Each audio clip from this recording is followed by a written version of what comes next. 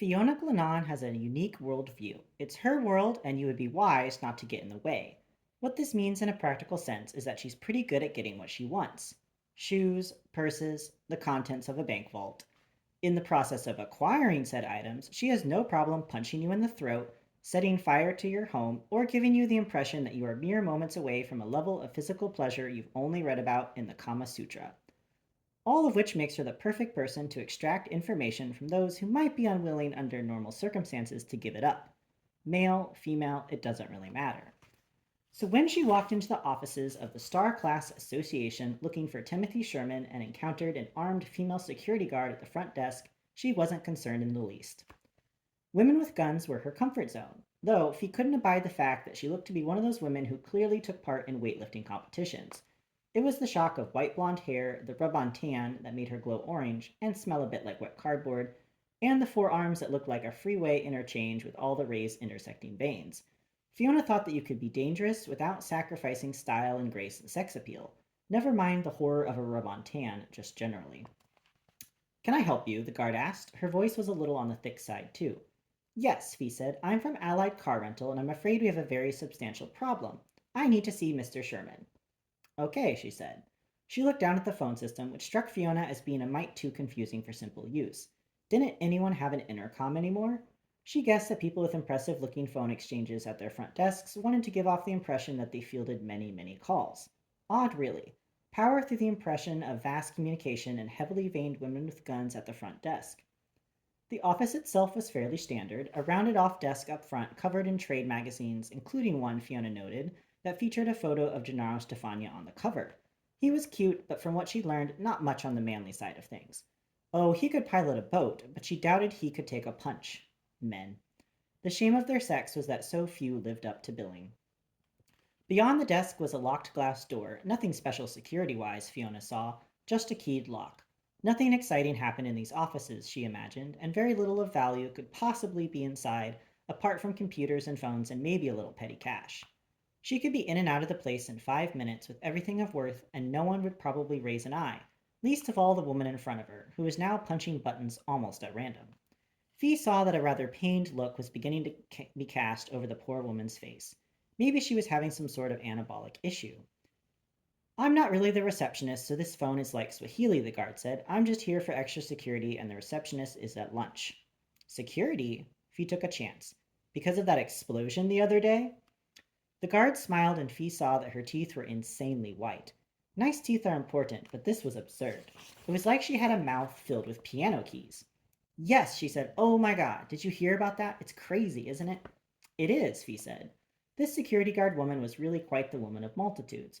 She projected strength and body dysmorphic issues, but also seemed incredibly vapid. Very strange. This whole boating industry can be very dangerous. The guard nodded her head, which was also a strange exercise, since she nodded and blinked excessively hard at the same time while keeping the smile burnished on her face.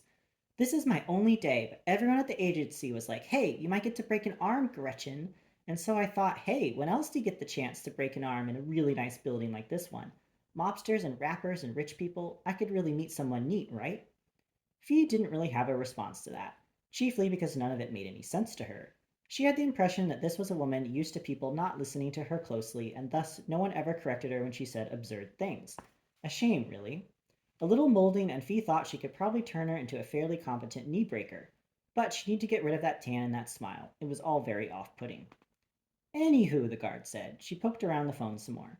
I don't know how to get Mr. Sherman on this thing. Do you know where his office is at? Yes, Fee said. She had a new opinion. Anyone who ended a sentence with the word at and managed to get the term anywho into a sentence was unmoldable at any cost. If you'll just open the door, of course. The security guard got up from behind the desk and made her way to the door to unlock it, which gave Fee a chance to look at the phone system and see that Mr. Sherman was in office 129. It was right on the phone in huge bold letters. It also said he was not to be disturbed until after the race. A very important man, no doubt, in the same way many people think they are very important, that their particular world is more interesting and important than yours. That didn't jibe with Fee. Timothy Sherman, she thought, you're going to be picking flowers. The interior offices of the Star Class Association resembled something put together by Gilligan and the skipper. Nautical paintings on the walls, bits of ancient oars and masts and such, encased in glass frames and boxes scattered down the long hallways. A cubicle farm painted light blue and with funny signs at their various nexuses that had arrows pointed to Bermuda, Cape Cod, Hawaii, the Tropic of Cancer. The cubicles themselves were largely empty, which made sense since all of the action was happening down in the marina in preparation for the race. But the few people she did see were all young men who looked like they'd been born wearing navy blue diapers. Timothy Sherman's office was at the back of the floor and looked out over the cubicles in one direction, out towards the sea in the other. His door was open, presumably so the drones working away could periodically stand up and see out to the water and marvel at how lucky their boss was. She already didn't like Timothy Sherman, which was nice since she hoped she'd get the chance to hurt him. Just a little. Maybe a pinch. A tight squeeze. A pistol whip to the eyebrow. Something worth the trouble she went to putting on the silly conservative suit she had to wear in order to look like a young car rental executive. Never mind the tacky day runner she was using to hold documents. When she reached Sherman's office door, she found him sitting with his back to the door, staring intently at his computer, which was filled with what looked to Fiona like weather reports and information on the tides. Very important stuff, no doubt. Timothy Sherman, she said loudly, making him jump a bit in his seat. He turned and faced her, and Fee saw that he was angry.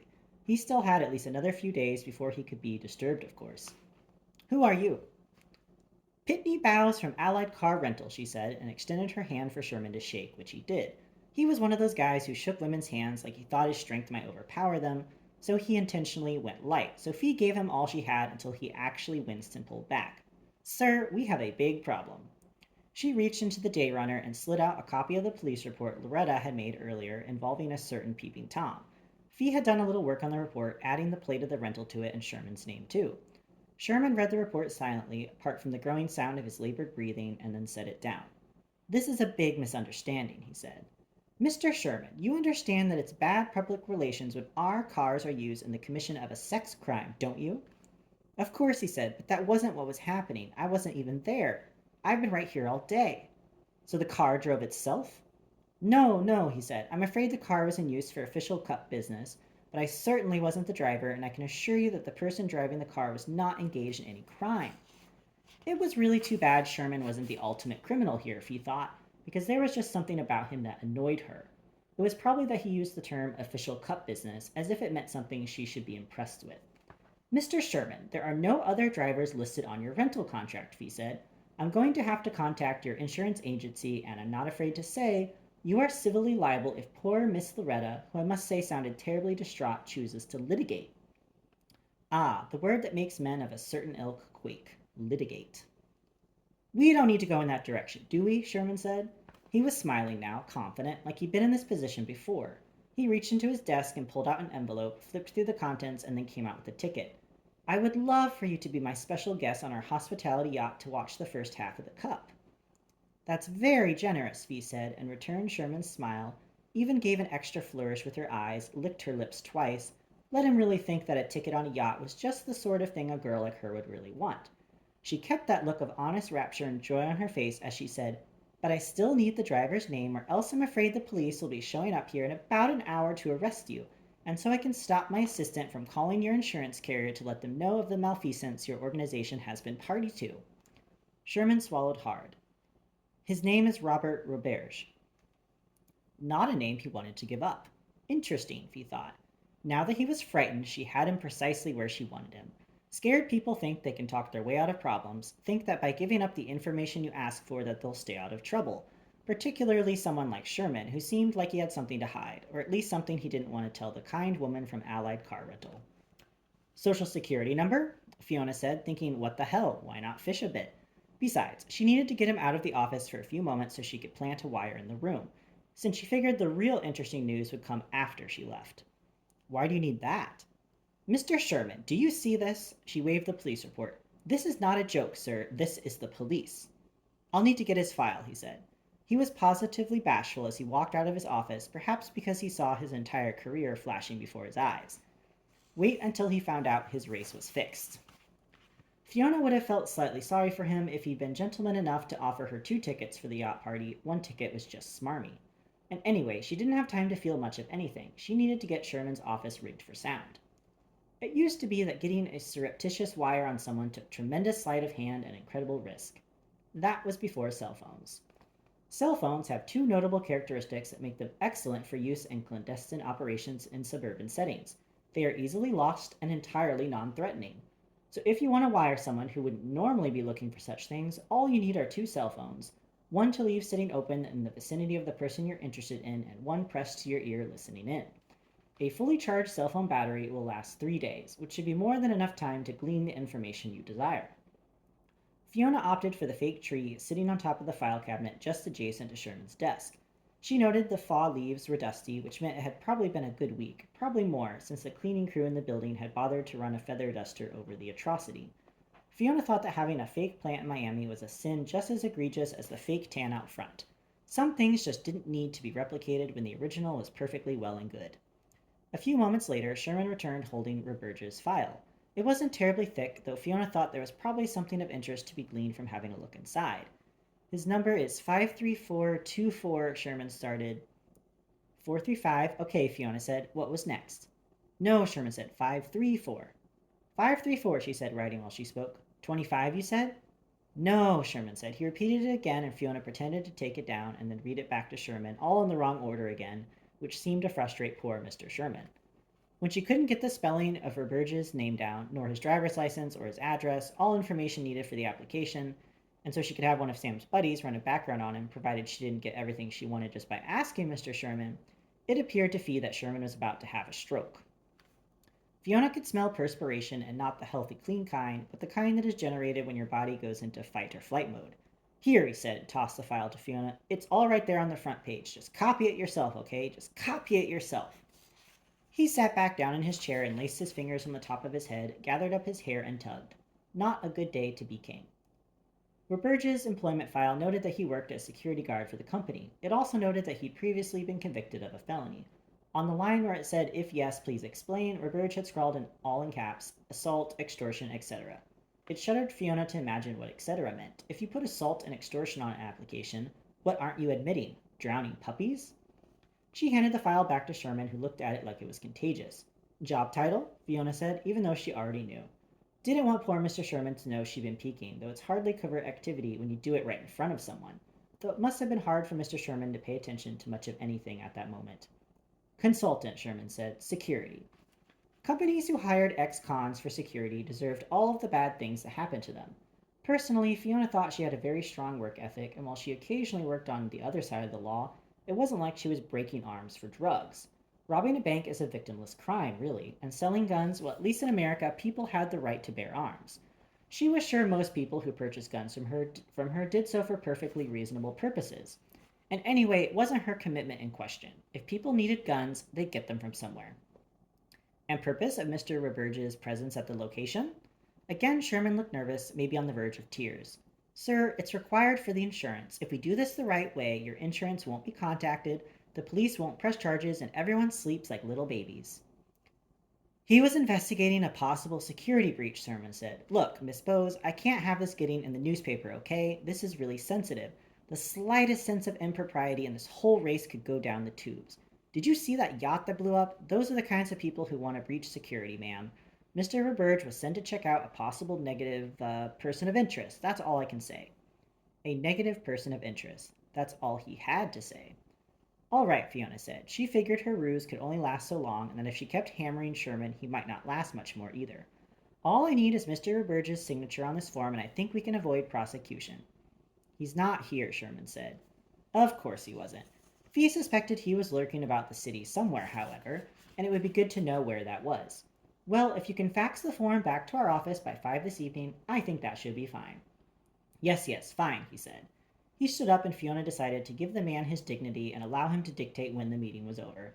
Besides, she was eager to get to her car to hear his next conversation. She walked back through the cubicle maze and into the foyer, where unfortunately the receptionist was back on duty and the security guard woman was now standing and looking threatening by the door, though when Fiona got near she gave her a nice smile. Everything go well? She asked Fee. Crisis averted, she said. The guard looked saddened by this. But I'm sure something bad will happen later.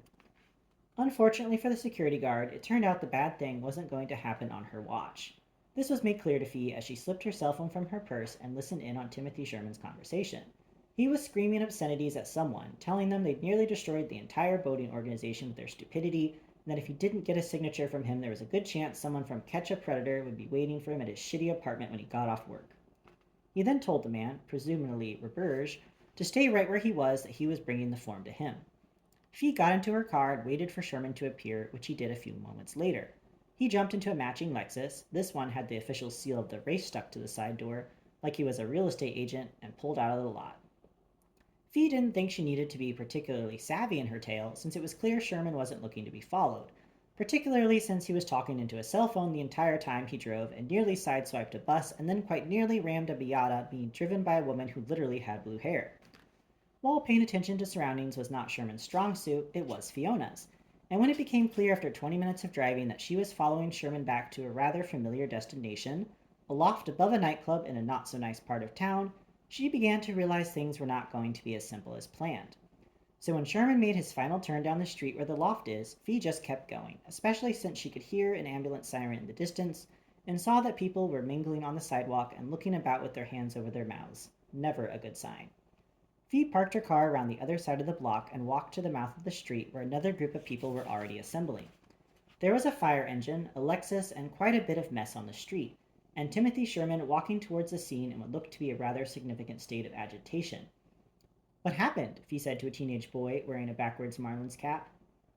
"Man got shot," he said. He pointed to the Lexus. "Half his head is over there on the ground." He was so nonchalant it almost startled Fee. She looked at where the kid was pointing, and sure enough, a good portion of Roberge's head was on the pavement, along with glass and blood and brain matter. Bad day to be Rob Roberge, Fee thought. After spending some time observing the scene, she decided it would be prudent to give me a call and fill me in. "Still not seeing the funny," I said when she was through. "Neither was Mr. Sherman's proxy," she said. "He looked to be involved?" I asked. "He seems to be cooperating with the police, mostly by sobbing and shaking." "Who would have wanted us away from Gennaro?" I said, but even as I said it, I knew the answer. The only way someone would know about me, as it related to Gennaro prior to my meeting with Bonaventura this morning, would be if they were privy to our conversation at the Setai the night previous, which meant Danino, but it didn't explain why this poor sap was dead on my street. "I think you've been set up, Michael," she said. "I think you've been given a nice round of diversions." "Seems that way," I said. "Who do I get to shoot?" "I'll let you know," I said. "Stay close and I'll call you when I know what the plan is." "Yay," she said without much enthusiasm. I hung up with Fee and looked back outside. Gennaro was still making adjustments on his boat. He was due to launch shortly. "You need to stay here and watch Gennaro while he's on land and on the water. He's not safe." "What do you mean?" "I mean there's a good chance someone might shoot him." "What's going on?" "Timothy Sherman's driver from yesterday is dead," I said, "and I have a pretty good feeling that Danilo bugged Gennaro's room at the Setai. We're in the middle of something here, Sam, and it's not just about this job." "Got it, Mikey." He dusted off the rest of his beer and stood up. "Sea looks nice and calm." "That's the bay. The sea is a little farther out." Sam seemed to consider this. "You think they sell Dramamine in this joint somewhere?" "Maybe try the gift shop," I said. "Maybe see if they have more appropriate clothes, too. When you get back, get your friend Jimenez on the phone and have him find out who planted this girl, who might have the juice to pull something like this on Tonino. I need a name." "Mikey, it's 9 hours ahead of us in Italy right now. It's the middle of the night." "Your friend Jimenez got us into this," I said. "He can have a sleepless night." Sam agreed, if begrudgingly. "Where are you going to be?" "I need to have a conversation with Alex Kyle," I said. "You're not going back to Bonaventura's, are you?" "No," I said. "I'm pretty sure Alex Kyle will find me." "This boat you want," Sam said. "Can Virgil be on it?" I liked Virgil. Really. It was just that Virgil met my mother, and my mother meant problems. "If he has to be," I said. "The man is a valuable asset," Sam said. "Make it happen," I said, "however it happens." When Sam left, I called Nate and told him that I needed another favor. "You need me or Slade Switchblade?" "Slade Switchblade?" "If you're Tommy the Ice Pick," he said, "I'm Slade Switchblade." "When was the last time you actually saw a switchblade, Nate?" "When was the last time you actually saw an ice pick, Michael?" Nate said. I paused. The truth was, the last time I saw an ice pick, I was shoving it into a man's chest in Siberia, so best as I could recall, about the fall of 1999. But my hesitation was enough of an opening for Nate. "And anyway, it's about reputation, right? Isn't that what you said? So maybe Slade used a switchblade back in the day, and now he uses a howitzer, but no one knows. People are more scared of a switchblade than a howitzer, right? More personal, right?" So that's why he's Slade Switchblade, not Slade Howitzer. Right, I said. Well, I liked that Nate had actually thought through his own personal narrative. I wasn't comfortable with it actually making sense. Look, I don't need Slade, but if I do, you give him whatever nickname you want. Slade Six Gun was another one I came up with, he said. Great, I said. If Wyatt Earp comes through town, I'll let him know you're ready to mount up. In the meantime, I need you to talk to your friends in the betting industries. Find out who is putting money against the Pax Bellicosa in the Miami to Nassau. Not 500 or even $1,000, but numbers with lots of zeros. Someone rich rolling, he said. Yeah, I said, someone rich rolling. Anyone owes you any favors, I need you to call them in. Nate was silent. I thought I heard him writing something down. You still there? Just getting this all on paper so I don't forget anything. I've never ever seen Nate take a note or make note mentally of anything. Okay, I said. You run into a problem, let me know. I got 99 problems, Nate said, but this ain't one of them. When I didn't respond, he said, It's a song, Michael. One day, when you're free, we should sit down and I'll catch you up on the parts of the 21st century you've missed out on. I'd like that, I said. After I hung up with Nate, I watched Gennaro from the window of the ground until I finally saw Sam striding through the marina. He had on a striped shirt, blue pants, a white baseball cap, and bright red boat shoes, all of which made him look like a waiter at a nautical themed restaurant at Disney World. He'd have to tell Gennaro's crew some plausible story, but I wasn't too worried. I had a good feeling that expert sailor Chuck Finley was about to be on the deck.